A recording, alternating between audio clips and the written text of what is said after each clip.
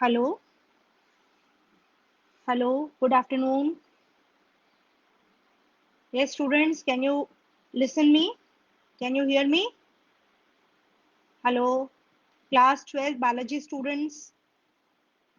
Good afternoon. I'm Monica Malhotra, PGT Biology from KV Push Bihar, New Delhi.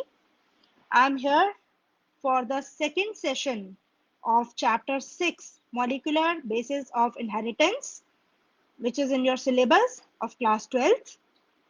On 15th of May 2020, I am going to have the second session of this sixth chapter, Molecular Basis of Inheritance. Yesterday, Jalaja Saji ma'am, she had the previous session of this chapter in which she taught you about the structure of DNA and also the nucleosome concept. Today, I'll be recapitulating the concept taught yesterday, and then I'll be moving ahead to the next topic. So molecular basis of inheritance, that is chapter 6, we are going to have a short recap session of what you learned yesterday. Yesterday you learned about the packaging of chromatin. You learned how the DNA has been packaged in such a small nucleus. Okay, so it is a long stretch of DNA, enormous amount of DNA, which is packed in a very small microscopic, highly microscopic nucleus. So just we want to see how this packaging is done. Yesterday you studied about it, you learned about it in detail. Today I'll be just helping you to revise. So packaging of chromatin. This chromatin is like this. You can see this is the chromosome. When this chromosome is unwound, you can see this is the structure which you can see. These are the histone proteins which are holding the DNA, which are binding the DNA over it. Yesterday you studied in detail.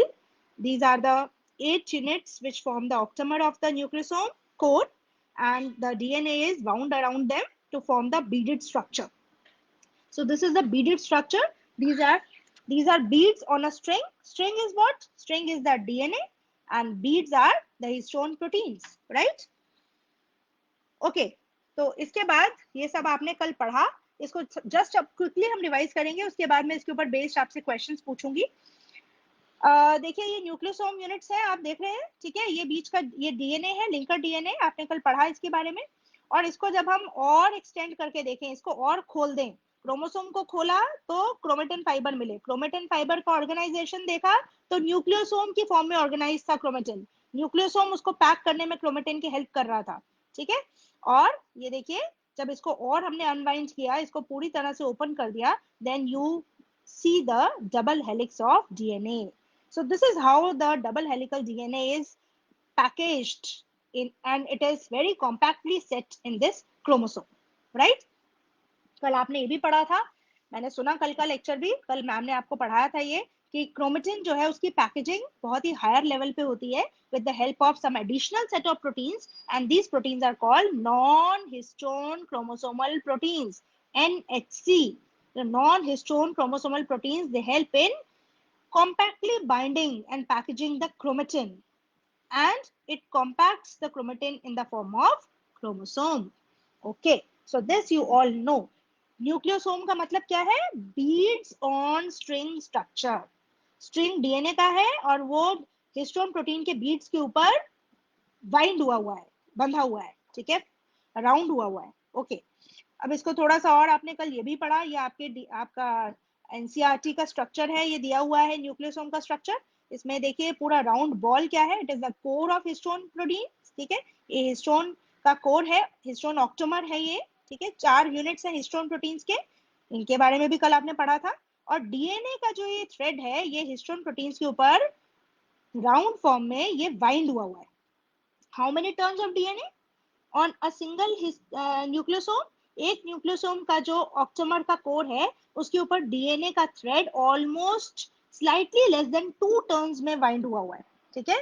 Slightly less than 2 turns, ठीक है. तो एक तरह से हम कह सकते हैं 1.75 टर्न्स, ठीक है, 1.25 टर्न्स हैं डीएनए के थ्रेड के over the core of histone molecules, ठीक है. और उसके बाद ये H1 प्रोटीन है, H1 हिस्टोन है, sorry, H1 histone is compactly you can say present, it is associated between the two adjoining nucleosomes. दो न्यूक्लियोसोम यूनिट्स के बीच में H1 हिस्टोन प्रोटीन प्रेजेंट होता है। ठीक है, ये आपने सब पढ़ा, ये सब आप पढ़ चुके हैं। पॉजिटिवली चार्ज होता है histone protein. Okay, histone proteins positively charge हैं जिसके ऊपर negatively charge DNA molecule bind हुआ है। That is how the histone protein and DNA they are having mutual affinity with each other.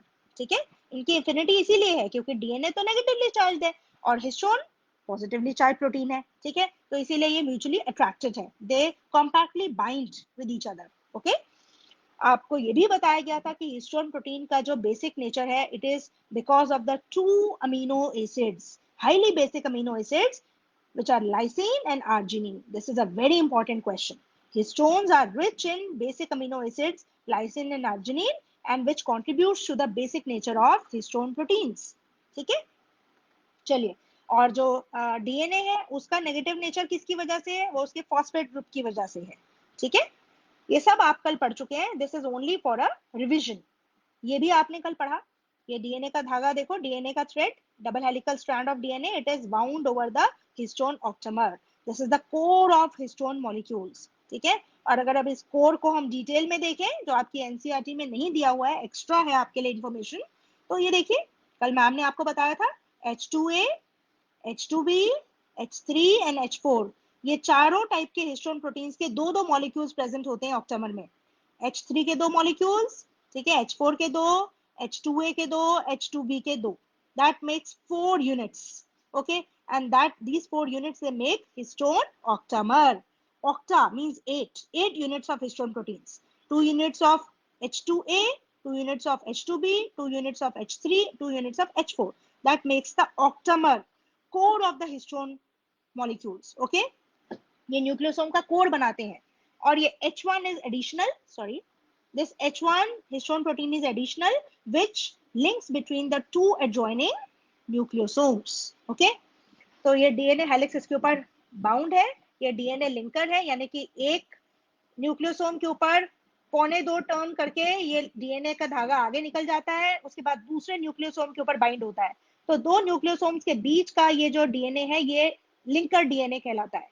Right, this you all studied yesterday, this is a recap session going on. फिर आपने ये भी पढ़ा euchromatin और heterochromatin में difference क्या होता है। यूक्रोमेटिन लूजली पैक्ड रीजन्स हैं क्रोमेटिन के, जिनको जब हम स्टेन करते हैं तो बहुत ही लाइट कलर में स्टेन होते हैं। क्यों? क्योंकि इनकी डेंसिटी कम है, ये लूज हो गए हैं, लूजली पैक हो गए हैं, तो यहाँ डीएनए की डेंसिटी ज्यादा नहीं रही, इसीलिए इस पे डार्क स्टेन नहीं आएगा। जब इसको हम कलर करेंगे स्टेन से, it will not catch a dark stain, it will be stain very lightly. Okay, heterochromatin, heterochromatin बहुत ही डेंसली पैक्ड रीजन होते हैं डीएनए क्रोमेटिन के।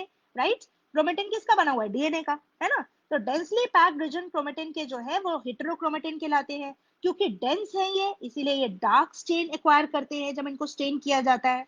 Right, this is the basic difference between euchromatin and heterochromatin. अब question ये आता है कि ये रीजन्स डीएनए के लूज हुए क्यों? क्यों हुए लूज? ये यहाँ डीएनए लूज कैसे हो गया?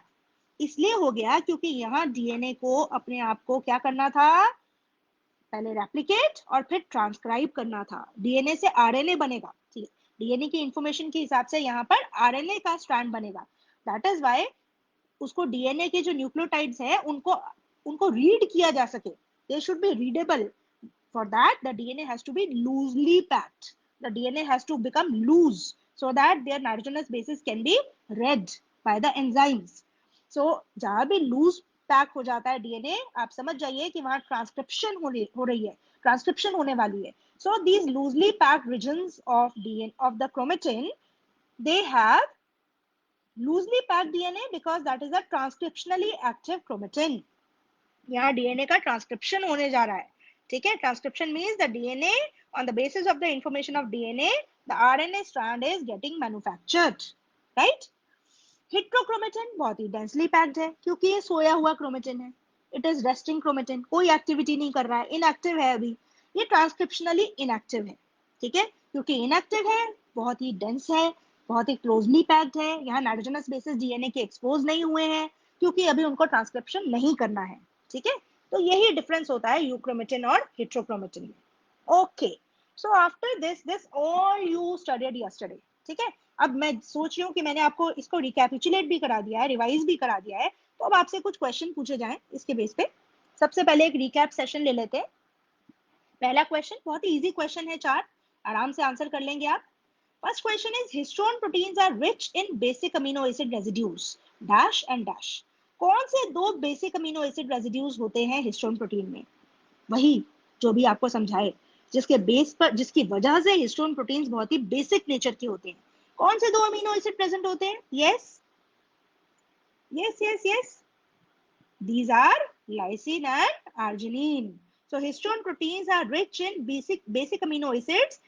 कौन कौन से? Lysine and arginine. इन दोनों का आंसर मैंने आगे नेक्स्ट स्लाइड में दिया हुआ है, तो आप उसको चेक कर सकते हैं। Don't worry about the answers, just try to remember the answers. कौन से दो बेसिक अमीनो एसिड्स प्रेजेंट है हिस्टोन प्रोटीन्स में? Lysine and arginine. Okay, second question. The negatively charged DNA is wrapped around the positively charged histone octamer to form a structure called, कौन सा structure बनाता है ये? Yes, the answer is nucleosome. It forms a beaded appearance, the structure called nucleosome. So the answer is nucleosome. Question 3. DNA as a acidic substance. DNA as an acidic substance present in nucleus was first identified by Frederick Mischer and was named as, yes, it was named as, सोचिए, it was named as nuclein. It was named as nuclein. ठीक है, NuClein. Okay, so after this, next we come to the fourth question. Fourth question is the regions of loosely packed chromatin in a typical nucleus which is transcriptionally active is called, क्या बोलते हैं उस region को? Yes, the answer is, yes, the correct answer is euchromatin. अभी पढ़ा हमने इसके बारे में, so it is euchromatin. ठीक है भाई, समझ में आ गया आपको ये? Okay, so after these four questions, now you can see these are the answers of these questions. ये आंसर्स दिए हुए हैं आपको। Okay, now we come to the next concept of today's session. ठीक है, आज के सेशन में चलते हैं, हम आज के कॉन्सेप्ट पे चलते हैं। It is the search for genetic material. आपने अभी तक क्या पढ़ा? डीएनए का स्ट्रक्चर पढ़ा। आपने देखा कि डीएनए किस तरह से पैकेज हो रहा है, बिल्कुल सही। आपने ये देखा कि कितने प्रकार के क्रोमेटिन्स होते हैं, यूक्रोमेटिन और heterochromatin. Okay, now what we are going to study is about the genetic material. कौन सा जेनेटिक मटेरियल है जो एक जनरेशन से दूसरी जनरेशन में कैरेक्टरिस्टिक्स को पास करता है? Okay, so this we are going to study now. First of all, it is the discovery of nuclein. अभी देखिए, पुरानी डिस्कवरी से मैं इसको लिंक करने जा रही हूँ। सबसे पहले हम डिस्कवरी ऑफ न्यूक्लियन की बात करेंगे। Nuclein, it is it was discovered by Miescher. ठीक है, सो मिशर ने इसकी डिस्कवरी की थी। न्यूक्लियन क्या है? DNA with associated proteins from cell nuclei. एक सेल के न्यूक्लियस में डीएनए प्रोटीन्स के साथ एसोसिएटेड होता है, that is nuclein. That is nuclein, and it was discovered by Mischer. Okay, and the proposition for principles of inheritance by Mendel. ठीक है, they were almost at the same time. इसका मतलब Miescher ने nucleon को ढूंढा और Mendel ने principles of inheritance को डिस्कवर किया। ये एक ही समय पे हुआ, लेकिन डीएनए ही जेनेटिक मटेरियल है, इसको डिस्कवर करने में, इसको प्रूव करने में बहुत टाइम लगा। There were so many scientists, so much of experimentation involved in proving that DNA is the genetic material. Okay.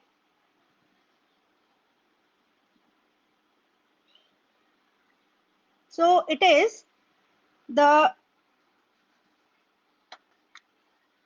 discovery by Mendel, Walton Sutter, Thomas Hunt Morgan, and many other scientists who narrowed down their search to the chromosomes located in the nucleus. आपको इन सभी की discoveries के बारे में अलग अलग बताऊं मैं अगर, तो सबसे पहले हम सटन की बात करते हैं.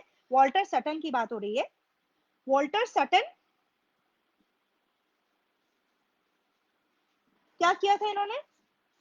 He deduced the chromosomes are the basis of heredity and he also told कि जो क्रोमोसोम्स है इनका नंबर रिड्यूस हो जाता है मियोसिस के टाइम पे, और मेंडल के लॉज जो है इनहेरिटेंस के उनको ये प्रूव करता है. ठीक है, आपको पता है मेंडल ने जो लॉ दिए थे इनहेरिटेंस के, उसमें भी गेमीट्स किस तरह से अगली जनरेशन में जाते हैं, कैसे इनहेरिटेंस होता है ट्रेट का, वो सब बताया गया था. ठीक है, सो यू नो दैट ये जो सटन है इसने मेंडल की इनहेरिटेंस को सपोर्ट किया, उसने मेंडल के लॉज को इनहेरिटेंस के सपोर्ट किया, and he deduce that chromosomes are actually the basis of heredity and inheritance, right?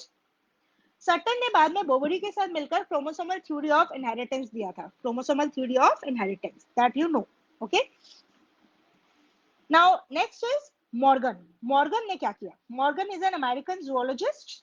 उसने फ्रूट फ्लाई यानी कि ड्रोसोफिला के ऊपर रिसर्च की थी, you all know that, and he studied about the mutation. In the last chapter you studied about Morgan in detail, right? Then he also established the chromosomal theory of inheritance. इससे chromosomal theory को भी support किया था Morgan ने, right?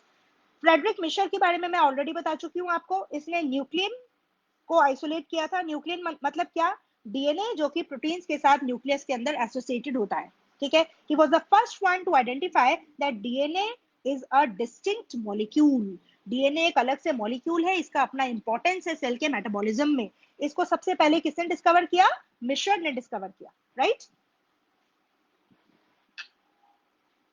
Okay, now we study about the transforming principle given by Frederick. नहीं है ना, इसको करो जरा, बड़ा होता है.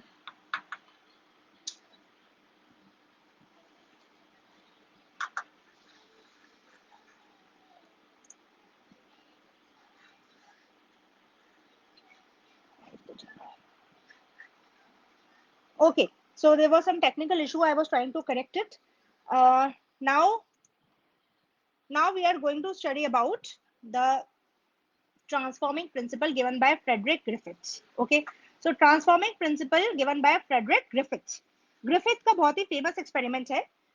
अब मैं आपको एक एक करके वो एक्सपेरिमेंट्स के बारे में बताऊंगी जिन्होंने एस्टेब्लिश किया कि डीएनए ही जेनेटिक मटेरियल है, because still the quest for the genetic material was going on. ठीक है, इतने सारे साइंटिस्ट ने इतनी सारी एक्सपेरिमेंटेशन कर दी, लेकिन अभी भी ये कौन सा मॉलिक्यूल है जो ट्रेड्स को अगली जनरेशन में पास करता है, जो इनहेरिटेंस के लिए रिस्पॉन्सिबल है, this was not sure. Okay, some of the scientist they were doubting about the proteins to be the genetic material. Some of them were saying okay, they can be even carbohydrates, or they may be even lipids or RNA, DNA, कुछ भी हो सकता है genetic material. तो कुछ कुछ scientist ने अपने सिंपल एक्सपेरिमेंटेशंस करके ये जानने की कोशिश की कि which molecule acts as a genetic material. Okay, now in the chain of these experiments, the first experiment is done by Griffith. Griffith का experiment है सबसे पहले. So Griffith, he experimented in 1928. He first of all demonstrated that genetic information could be transferred from one generation to another without knowing what this information was. उसको कुछ नहीं मालूम था कौन सा मॉलिक्यूल है जो इंफॉर्मेशन को पास कर रहा है. He just called that molecule to be the transforming principle. He never knew about the biochemical nature of that molecule, but he named that molecule to be the transforming principle, which transferred the information from one generation to another. Okay, so it was the first step towards proving that nucleic acids and not the proteins are the chemical basis of experiments. But Griffith could not deduce the chemical nature of that transforming principle. उसको सिर्फ ये clue मिला कि कोई molecule ऐसा है जो information को एक जनरेशन से नेक्स्ट जनरेशन में लेकर जाता है. ठीक है, अब देखेंगे इसने क्या एक्सपेरिमेंट किया. He experimented about the famous experiment on transforming principle. 1928 में फ्रेडरिक ग्रिफिथ ने बहुत सारे एक्सपेरिमेंट्स किए. किस पर एक्सपेरिमेंट्स किए? On a bacterium, using a bacterium Streptococcus pneumoniae. This is a bacterium which is responsible for pneumonia. Pneumonia के लिए रिस्पॉन्सिबल है स्ट्रेप्टोकोकस निमोनी. और इस एक्सपेरिमेंटेशन में इसने ऑब्जर्व किया that the bacteria they got transformed, ठीक है, उनमें कुछ ट्रांसफॉर्मेशन हुई, उनके ट्रेट्स में कुछ चेंज आई, ठीक है, उनमें कुछ कैरेक्टरिस्टिक्स में चेंज आ गई, तो इसे उसने ट्रांसफॉर्मेशन नाम दिया, ठीक है। अब ये क्या हुआ, इसने क्या एक्सपेरिमेंट किए थे, इसको हम डिटेल में स्टडी करते हैं अभी। During the course of his experiment, a living organism, bacteria, it had changed in physical form. It had changed in its characteristics. When Streptococcus pneumoniae, which is also called pneumococcus bacteria, they were grown on a culture plate. Some of the bacteria, they developed a very shiny colonies, and some of them, they developed very dull and rough colonies. In this diagram, I have tried to show you the two types of colonies of Streptococcus bacteria. ये देखो, आप ये देखिए, इस colony में कितने rough non shiny strains हैं, ठीक है, कितने नॉन शाइनी कॉलोनीज हैं, रफ अपीयरेंस है इनकी, ये देखिए एक को एनलार्ज करके भी दिखाया हुआ है, ठीक है, इन्हें रफ स्ट्रेन कहा गया स्ट्रेप्टोकोकस का। और and these comparative colonies they are very smooth in appearance, देख रहे हैं आप कितनी शाइनी है, स्मूथ है, एंड दे आर शाइनी और smooth because of the presence of a polysaccharide coat over the bacteria. देखिए ये बैक्टीरिया के ऊपर कोट है, this is made up of polysaccharide, polysaccharide capsule, ठीक है, ये कैप्सूल प्रेजेंट है एस स्ट्रेन पर, जिसकी वजह से ये स्मूथ टाइप के दिखते हैं, स्मूथ कॉलोनी फॉर्म करते हैं, तो इनका नाम रख दिया एस स्ट्रेन, ठीक है। और जो रफ नेचर के थे, रफ अपीयरेंस के थे, वो इसीलिए रफ थे क्योंकि उनके ऊपर एक पॉलीसेकेराइड कोट मिसिंग था, there was no polysaccharide coat over them which did not make them shine and they were of the rough appearance. इसको rough colony कहा गया या R strain कहा गया, strain means the variety, the type of bacterium. तो Streptococcus bacterium के दो types हो गई, और and these two types are on the basis of the presence or absence of the polysaccharide capsule over them. Jin Streptococcus bacteria पे polysaccharide capsule present था, वो shiny smooth nature की थी, इसीलिए एस स्ट्रेन हो गया, उनको नाम दिया एस स्ट्रेन। जिन पे पॉलीसेकेराइड कोट मिसिंग था, उनका बहुत ही रफ अपीयरेंस था, so these were the rough colonies और द आर स्ट्रेन। तो अब आपको ये समझ आ गया दो स्ट्रेन अपीयरेंस के बेस पे कैसे थे। अब इनकी अपीयरेंस ही नहीं डिफरेंट थी, इनका नेचर भी डिफरेंट था। S strain, as they had polysaccharide coats, so this polysaccharide capsule prevents their detection by the host immune system. ये बैक्टीरिया जिस होस्ट के अंदर एंटर कर जाए, उसका इम्यून सिस्टम के जो डिफेंस सेल्स हैं, वो इस एस स्ट्रेन के बैक्टीरिया को डिटेक्ट ही नहीं कर पाते because of the presence of the polysaccharide coat, क्योंकि इसकी डिफेंस इतनी स्ट्रॉन्ग है, इसीलिए ये बैक्टीरिया विरुलेंट नेचर के हैं। विरुलेंट मतलब they are disease causing, they cause pneumonia in the host. Is that clear? Whereas the rough strain, R strain, they did not have a polysaccharide coat, they do not have a polysaccharide coat, so they are easily recognized and destroyed by the host immune system. जो host organism जिसके अंदर ये जाते हैं bacteria, जिसके अंदर infection करते हैं, उसका इम्यून सिस्टम आराम से इनको पहचान लेता है और इनको किल कर देता है। आर स्ट्रेन को, एस स्ट्रेन को इस कोट की वजह से नहीं पहचान पाता और ये जिंदा रहते हैं और बीमारी फैलाते हैं। कौन सी बीमारी? Pneumonia. Okay, so S strain bacteria could cause pneumonia in the host, whereas the R strain bacteria, they are non-virulent, they are incapable of causing pneumonia in the host. समझ में आ गया इतना? ये बेसिक प्रॉपर्टी है जिसको use करके Griffith ने transforming principle दिया था, राइट? ओके, अब देखिए यहाँ यही बताया हुआ है आपको, there are two types of colonies, culture plate पे दो कॉलोनीज बनी, shiny colony which are called S strain, rough colony which are called R strain. This is because the S strain bacteria have a mucus polysaccharide coat while R strain does not have that polysaccharide coat. Mice, अब उसने चूहे लिए, Griffith experimented on mice, ठीक है, he infected the mice with the S strain which is the virulent strain which caused pneumonia in the mice, and because of which the mice died. Whereas when he infected the similar mice with the R strain, then R strain were non-virulent, they could not develop pneumonia in the mice, ठीक है, माइस के immune system ने R strain को किल कर दिया bacteria को, तो उनको निमोनिया नहीं हुआ, and the mice which were infected with R strain did not die, ठीक है, वो जिंदा रहे. So this is an important experiment done by Griffiths on mice by infecting the mice with Streptococcus bacteria. Streptococcus के दोनों strain से infect किया उसने माइस को, आर स्ट्रेन से भी किया, एस स्ट्रेन से भी किया। देखिए क्या एक्सपेरिमेंट कैसे किया। This is how he experimented. Transforming principle established by Frederick Griffith. This is experiment done by Frederick Griffith. सबसे पहले स्मूथ स्ट्रेन लिए उसने। किसके स्मूथ स्ट्रेन, यहाँ मेंशन नहीं है, आपको याद रखना है। Smooth strain of Streptococcus pneumoniae bacteria which are virulent in nature, which are capable to cause pneumonia। और ऐसे स्मूथ स्ट्रेन को स्ट्रेप्टोकोकस के, ये स्मूथ स्ट्रेन है स्ट्रेप्टोकोकस बैक्टीरिया के, इंजेक्ट कर दिए गए इनटू अ हेल्दी माउस। उससे क्या हुआ, द माउस डाइड। क्यों मर गया माउस, क्योंकि उसको स्मूथ स्ट्रेन के इंफेक्शन की वजह से निमोनिया हो गया, and due to pneumonia the mouse died. ये पहला स्टेप है। सेकंड स्टेप, अब क्या किया फ्रेडरिक ग्रिफिथ ने। फ्रेडरिक ग्रिफिथ को पता चल गया कि स्मूथ स्ट्रेन जब हम स्ट्रेप्टोकोकस के इंजेक्ट करते हैं माउस में, तो माउस को इंफेक्शन हो जाती है निमोनिया की और वो मर जाता है। सेकंड स्टेप पे उसने क्या किया, रफ स्ट्रेन लिया, सेम स्ट्रेप्टोकोकस निमोनी बैक्टीरिया का रफ स्ट्रेन लिया। रफ स्ट्रेन जो कि नॉन विरुलेंट है, निमोनिया कॉज नहीं कर पाता है, राइट। अब ये रफ स्ट्रेन को लेकर again he injected the rough strain of Streptococcus in the mouse. The mouse did not develop pneumonia. Okay, उसने, उसके इम्यूनिटी ने, इम्यून सिस्टम ने ये रफ स्ट्रेन के बैक्टीरिया को किल कर दिया, निमोनिया नहीं हुआ, and the mouse lived, alive रहा वो, ठीक है। थर्ड स्टेप में अब फ्रेडरिक ग्रिफिथ ने सोचा कुछ नया किया जाए। उसने क्या किया, उसने स्मूथ स्ट्रेन स्ट्रेप्टोकोकस के लिए जिनकी वजह से निमोनिया होकर माउस मर गया था, और रफ स्ट्रेन स्ट्रेप्टोकोकस के लिए जिसकी वजह से माउस को कुछ नहीं हुआ था, ठीक है। और इन दोनों स्ट्रेन्स को उसने कैसे ट्रीट किया, स्मूथ स्ट्रेन को लिया सबसे पहले और स्मूथ स्ट्रेन को हीट किया। he took the smooth strain of streptococcus pneumoniae and heat killed it। उसको हीट कर दिया इस स्ट्रेन को, और इससे बैक्टीरिया हीट होने से मर गए। ओके, उसने हीट किल्ड स्मूथ स्ट्रेन लिया, ठीक है।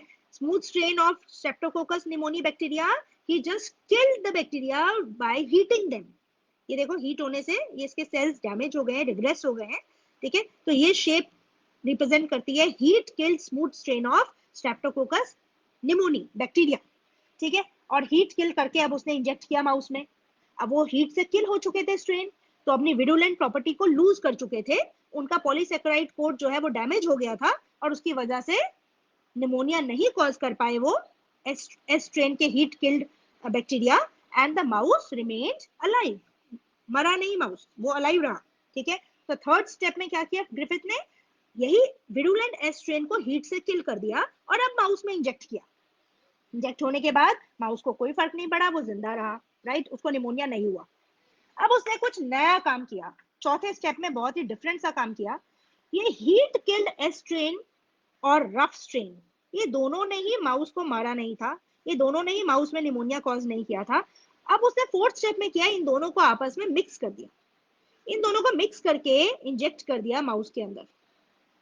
Individually, rough strain also did not kill the mouse, and heat killed smooth strain also did not kill the mouse. But when these two type of strains, heat killed S strain and rough strain of Streptococcus pneumoniae bacteria, they were mixed and they were injected together in the mouse. Then there was a strange finding. क्या हुआ ऐसे में, mouse died. बड़ी कमाल की बात है, individually heat killed S strain ने भी माउस को नहीं मारा और स्मूथ स्ट्रेन ने भी माउस को नहीं मारा, लेकिन जब इकट्ठा मिक्स करके डाला गया तो उससे माउस मर गया। This was a very amazing finding by Griffith. अब ये देखिए, इसको इक्वेशन की फॉर्म में ऐसे दिया हुआ है आपकी एनसीईआरटी बुक में, S strain of Streptococcus pneumoniae bacterium, when it was injected into mouse, mouse died. R strain of Streptococcus bacterium, when injected into the mouse, mouse lived. ठीक है, Griffith was able to kill bacteria by heating them. He observed that heat killed S strain bacteria injected into mice did not kill them.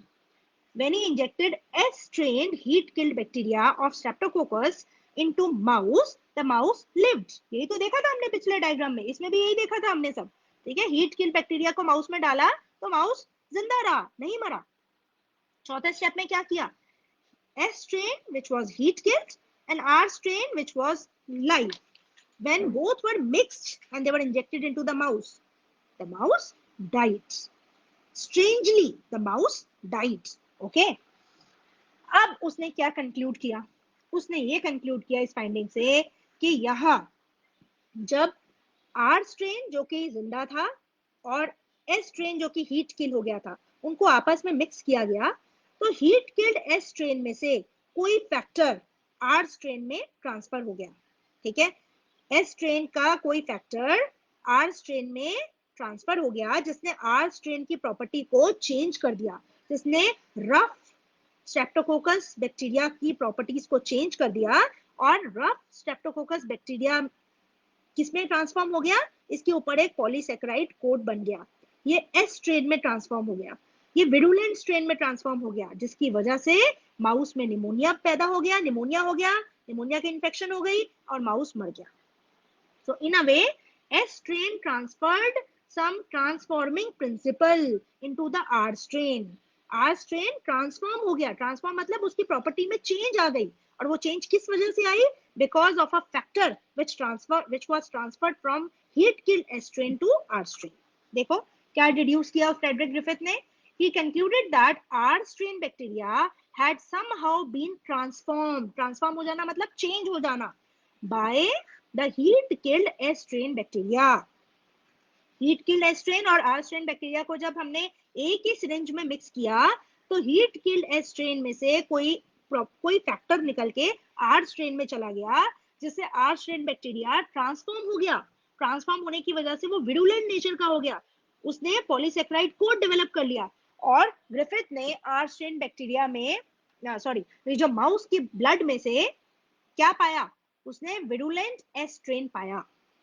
ठीक है, when he जब ये mouse मर गए, तो उसके बाद जब इनकी मरने के बाद इनकी स्टडी की गई, तो जो माउस जो डेड हो गए थे, उनके ब्लड में से उसको लाइव एस्ट्रेन मिला। यानी कि लाइव एस्ट्रेन मिलने का क्या मतलब है, एस्ट्रेन तो पहले ही हीट किल था, लेकिन आर स्ट्रेन और transformed into एस्ट्रेन।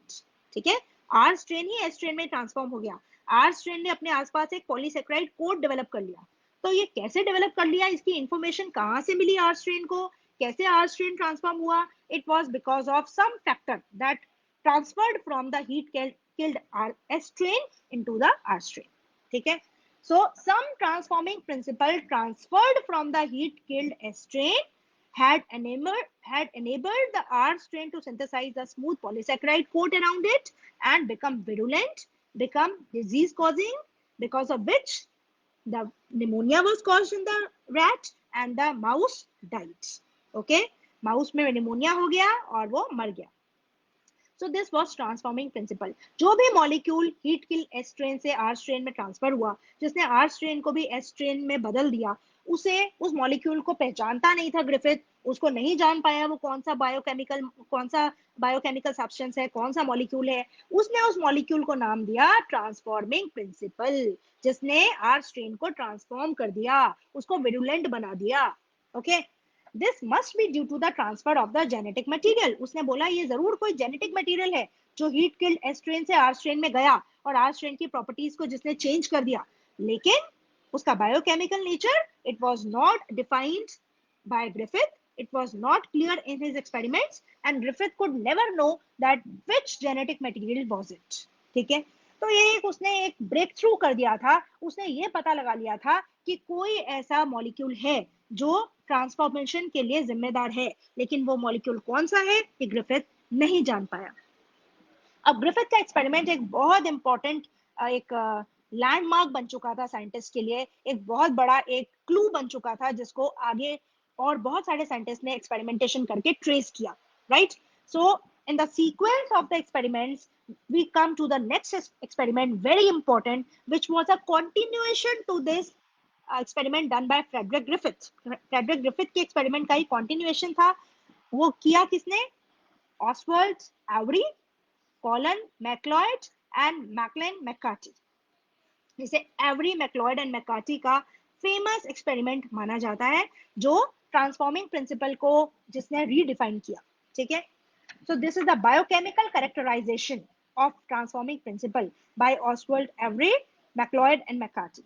So Griffith never knew the biochemical aspect of this transformation, which he studied, but these were the three scientists, Avery, MacLeod and McCarthy, who studied the biochemical aspect of the transforming principle given by Frederick Griffiths, ठीक है।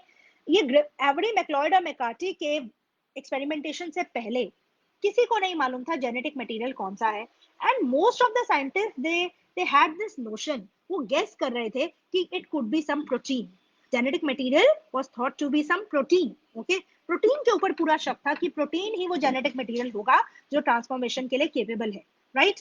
But every MacLeod and McCarthy के experimentation के बाद ये clear हो गया कि वो जेनेटिक मटेरियल कौन सा मॉलिक्यूल है, ठीक है।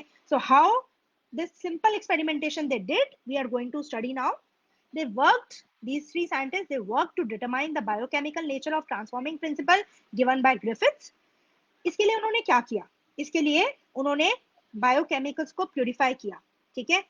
प्रोटीन्स, डीएनए, आरएनए, ये तीन biochemical substances and even lipids, ठीक है, कार्बोहाइड्रेट्स, इन सभी को प्यूरिफाई किया इन्होंने। कहां से लेकर प्यूरिफाई किया? From the heat killed S strain. Heat killed S strain ने ही ट्रांसफॉर्मेशन कॉज की थी ना ग्रिफिथ के एक्सपेरिमेंट में। तो स्ट्रेप्टोकोकस निमोनी के हीट किल्ड एस स्ट्रेन के सेल्स लिए और उन सेल्स में से प्रोटीन्स को आइसोलेट किया, डीएनए को आइसोलेट किया, आरएनए को आइसोलेट किया, और लिपिड्स को आइसोलेट किया, कार्बोहाइड्रेट को आइसोलेट किया। इस तरह अलग अलग सारे बायोमोलिक्यूल्स को कहां से आइसोलेट किया? Heat killed S strain of Streptococcus bacteria. और फिर उन्होंने बारी बारी इनको यूज करके ये देखा कि लाइव आर सेल्स को, रफ स्ट्रेन के सेल्स को किसने विरुलेंट नेचर में ट्रांसफॉर्म किया, ठीक है। आर सेल्स को एस सेल्स में किसने बदला? स्ट्रेप्टोकोकस बैक्टीरिया के जो रफ स्ट्रेन के सेल्स थे उसको स्मूथ स्ट्रेन के सेल्स में इनमें से कौन से मॉलिक्यूल ने ट्रांसफॉर्म किया, यही पता लगाया एवरी मैक्लॉयड और मैकार्टी ने, राइट। कैसे पता लगाया? Now we are going to see. This is our illustration of his experiment. ये देखिए, ये एस स्ट्रेन बैक्टीरियम का मिक्सचर है, ठीक है। एस स्ट्रेन किसका? स्ट्रेप्टोकोकस निमोनी बैक्टीरिया का एस स्ट्रेन, ठीक है।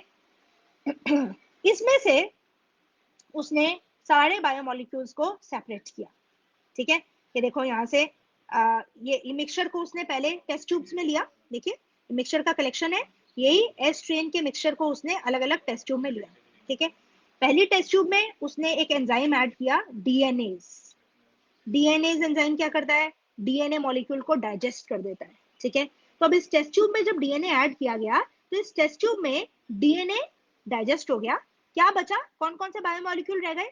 आरएनए रह गया, लिपिड्स रह गए, प्रोटीन्स रह गए और कार्बोहाइड्रेट्स रह गए। डीएनए नहीं बचा क्योंकि डीएनए को डीएनएज एंजाइम ने डाइजेस्ट कर दिया, right. In the second test tube again there is a mixture of S strain. He added RNase enzyme to this mixture. What RNase enzyme did? RNase enzyme digested the RNA, ठीक है, इसने RNA को digest कर दिया, ठीक है। अभी देखो ये मिक्सचर जो एस स्ट्रेन का लिया है इन्होंने यहाँ नहीं लिखा, ये हीट किल्ड स्ट्रेन है, ठीक है। आपको याद है ना, अभी बताया था मैंने, एवरी मैक्लॉयड और मैकार्टी ने हीट किल्ड एस स्ट्रेन लिया था, स्ट्रेप्टोकोकस निमोनी बैक्टीरियम का हीट किल्ड स्ट्रेन लिया, ठीक है। और हीट किल्ड स्ट्रेन को ये सारे टेस्ट ट्यूब्स में डाला। पहली टेस्ट ट्यूब में डीएनए को डाइजेस्ट कर दिया यूजिंग डीएनएज एंजाइम। पीछे बाकी सारे बायोमोलिक्यूल्स प्रेजेंट हैं इस टेस्ट ट्यूब में, आरएनए है, प्रोटीन है, कार्बोहाइड्रेट्स है, ठीक है। इसके अलावा इसके अंदर लिपिड्स है, सारे बायोमोलिक्यूल्स है, बस डीएनए खत्म हो गया, डीएनए को डाइजेस्ट कर दिया डीएनएज ने। फिर इसने इसमें आरएनएज ऐड कर दिया नेक्स्ट टेस्ट ट्यूब में, ठीक है। नेक्स्ट टेस्ट ट्यूब में जो हीट किल्ड एस्ट्रेन था उसमें आरएनएज एंजाइम डाला। आरएनए एंजाइम क्या करेगा? आरएनए मॉलिक्यूल को डाइजेस्ट कर देगा। What all will remain?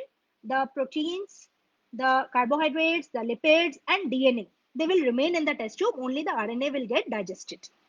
In the third test tube of heat killed estrane mixture, he added lipase enzyme. What lipase does? Lipase digests the lipids. So lipid molecules got digested.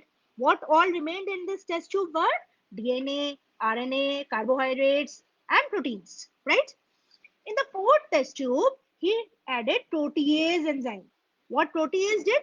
Protease digested proteins in the heat killed estrane, and what all remained is DNA, RNA, lipids. Okay, these all remained, and the other molecules were also similarly digested in the next sequence of test tubes, right?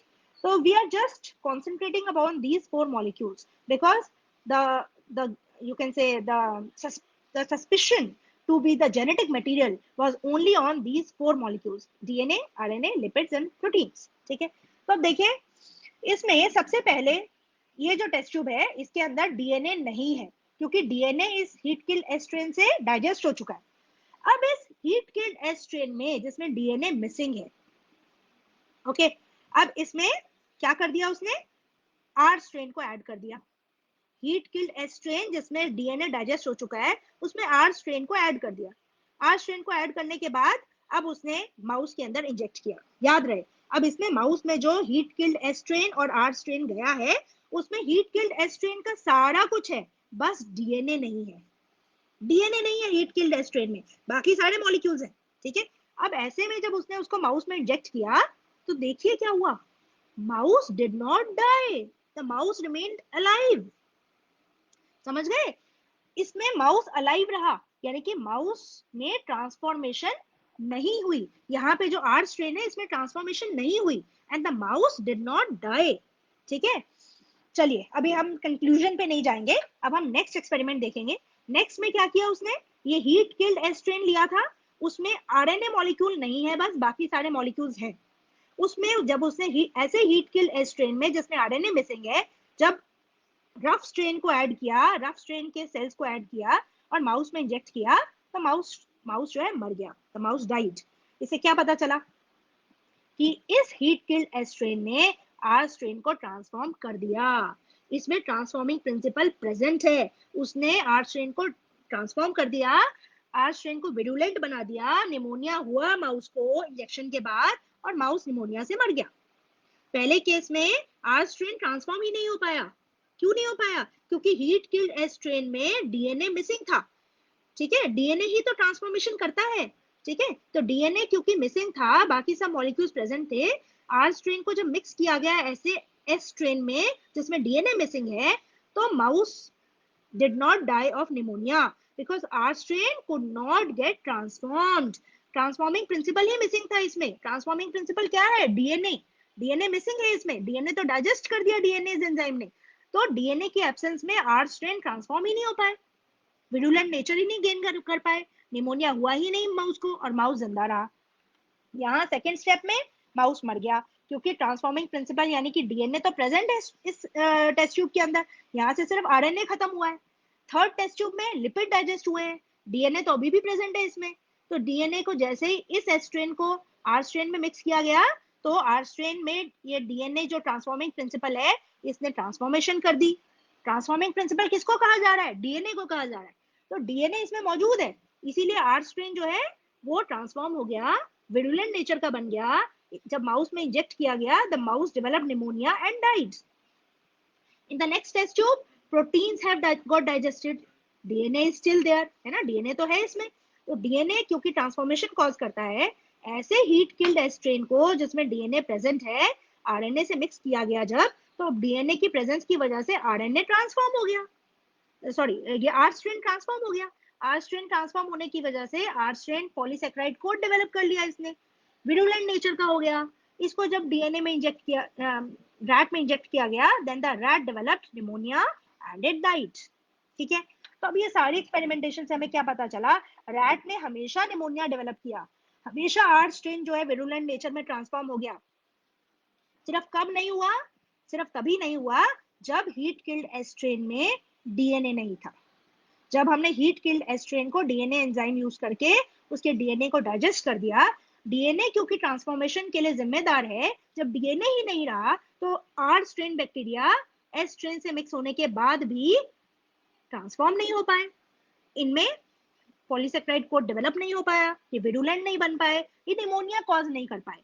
ऐसे में जब इनका mixture mouse में inject हुआ, mouse में pneumonia नहीं develop हुआ, mouse alive रहा।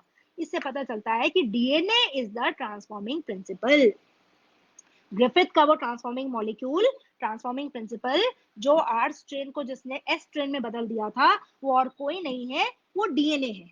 इससे ये पता चलता है कि हीट किल्ड एस स्ट्रेन जब आर स्ट्रेन से मिक्स किया गया, तो हीट किल्ड एस स्ट्रेन का डीएनए हीट से किल नहीं हुआ होता है, डीएनए फिर भी हीट के ट्रीटमेंट के बाद भी जिंदा रहता है। तो हीट किल्ड एस स्ट्रेन से जो डीएनए था वो आर स्ट्रेन में उसने उसकी आर स्ट्रेन में जाकर वो उसने आर स्ट्रेन को ट्रांसफॉर्म कर दिया, आर स्ट्रेन की प्रॉपर्टीज चेंज कर दी और आर स्ट्रेन में पॉलीसेक्राइड कोट डेवलप हो गया, वो एस स्ट्रेन में बदल गया, विरुलेंट बन गया एंड इट कॉज्ड निमोनिया। बात समझ में आ गई कि ग्रिफिथ का ट्रांसफॉर्मिंग जो प्रिंसिपल है वो कौन सा मॉलिक्यूल था? डीएनए। इसको किसने प्रूव किया? एवरी मैकार्टी एंड मैक्लॉयड ने। कैसे प्रूव किया? By digesting each biomolecule with its particular enzyme. It came to know that which biomolecule causes transformation in R strain। पता लगा कि डीएनए ही वो मॉलिक्यूल है जो आर स्ट्रेन में ट्रांसफॉर्मेशन कॉज करता है। ठीक है, तो अब ये डिडक्शन है, इसकी ऑब्जर्वेशंस है इस एक्सपेरिमेंट के और रिजल्ट्स हैं। Avery McLeod and McCarthy discovered that DNA alone from S strain bacteria caused R strain bacteria to become transformed।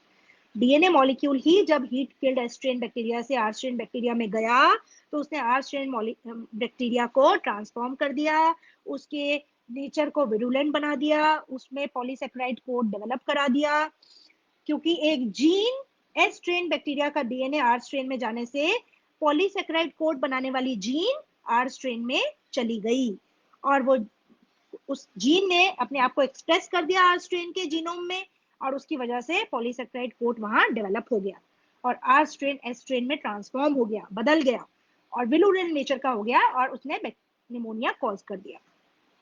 They also discovered that protein digesting enzymes protease, RNA digesting enzyme RNase did not affect transformation। ठीक है, so the transforming substance was not a protein or RNA but DNA। ठीक है, digestion with DNase did inhibit transformation। जब हमने DNase enzyme use किया तो transformation नहीं हो पाई। क्यों नहीं हो पाई? क्योंकि डीएनए ही डाइजेस्ट हो गया था, डीएनए बचा ही नहीं अब इस टेस्ट ट्यूब में, आर स्ट्रेन का डीएनए ही डाइजेस्ट हो गया।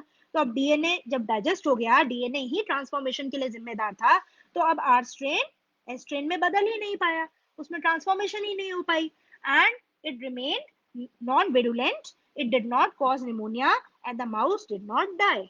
In rest all cases the DNA was present in the test tube, the DNA was injected in the R strain and it causes R strain to get transformed into virulent S strain and because of which the mouse died of pneumonia। So this is the deduction। इससे क्या conclusion मिला? Avery, McLeod and McCarthy came to the conclusion that DNA is the hereditary material। लेकिन ये इतना अच्छा prove करने के बाद भी biologist they were not convinced. सारे बायोलॉजिस्ट इस एक्सपेरिमेंटेशन से कन्विंस नहीं हुए, अभी भी उनको डाउट था कि डीएनए जेनेटिक मटेरियल है कि प्रोटीन, अभी भी वो पूरे क्लियर नहीं हुए इस मामले में। ठीक है, but every MacLeod and McCarthy they gave a very strong experimentation। They proved it very strongly that transforming principle of Griffith is none other than DNA molecule and it is a DNA molecule only which is the genetic hereditary material which transfers the genetic characters from one generation to another and which is capable of transforming an organism। Okay, so that is all about the today's session। I hope the Griffith experiment and Avery, McLeod and McCarthy's experiment is clear to you and now you don't have any doubt that DNA is actually the genetic material। अब इसको और clear करेंगे हम third experiment से जो हम कल देखेंगे। ठीक है, that is the final experiment which proved that yes, DNA is the genetic material। Okay, so about the assignment today, ये assignment है आपके लिए आज की। इसमें दो क्वेश्चंस मैंने आपको सॉल्व करके दिए हैं, ये बहुत बार बोर्ड एग्जाम में पूछे जा चुके हैं। Next two questions in the experiment you will solve yourself. So first question is mention the function of non histone proteins. Nucleus में जो नॉन हिस्टोन प्रोटीन पाए जाते हैं उनका फंक्शन क्या है? Yes, it is the packaging of chromatin in the nucleus। Second question, what is transformation? Describe Griffith's experiment to show transformation। What did he prove from his experiments? ये 5 marks का question है, 3 marks में भी आ सकता है ये। ठीक है, तो ये आपको पता होना चाहिए कैसे आंसर करना है। आइडियल आंसर मैंने इसका दे दिया है आपको। Transformation means change in the genetic makeup of an individual. Frederick Griffith conducted a series of experiments on Streptococcus pneumonia। S गलती से स्मॉल रह गया है, इसको कैपिटल करना है। ठीक है, S should be capital, genus हमेशा कैपिटल अल्फाबेट से शुरू होती है। स्ट्रेप्टोकोकस निमोनी बैक्टीरियम है ये, He observed two strains of this bacterium, one forming smooth colonies with capsule, that is the S type of strain, the other forming rough colonies with capsule, R type of strain. ये जरूर लिखना है. कई बच्चे क्या करते हैं, यहाँ से आंसर शुरू कर देते हैं, वो गलत है. आपको ये ब्रीफिंग जरूर देनी है कि उसने कौन सा बैक्टीरियम लिया, कौन से दो स्ट्रेन लिए, उनकी प्रॉपर्टी क्या थी, ये जरूर बतानी है. ठीक है. इसमें ये भी जरूर बताना है कि S strain was virulent and R strain was non virulent.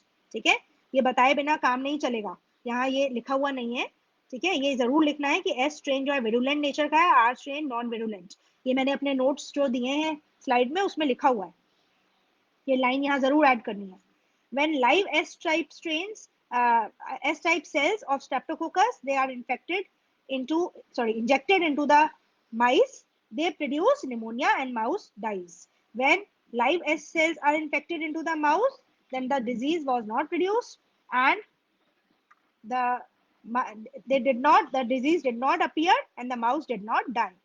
When heat-killed S-type cells were injected into the mouse, the disease did not appear and the mouse remained alive.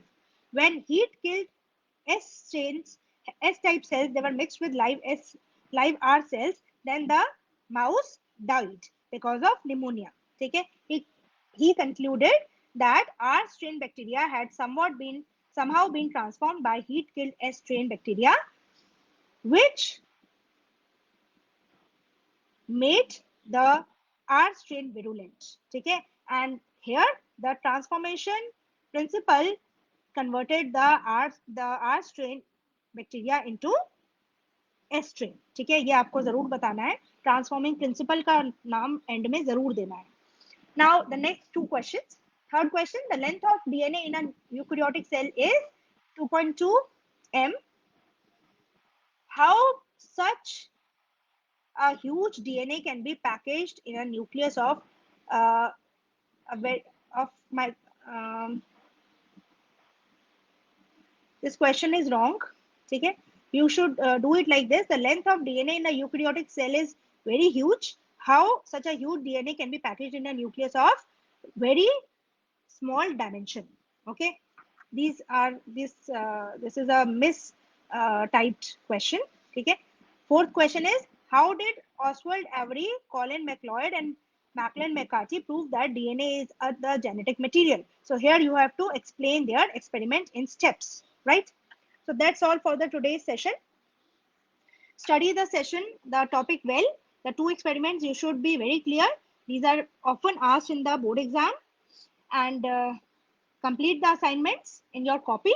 Study well, revise. Tomorrow we'll continue the session. Thank you and take care.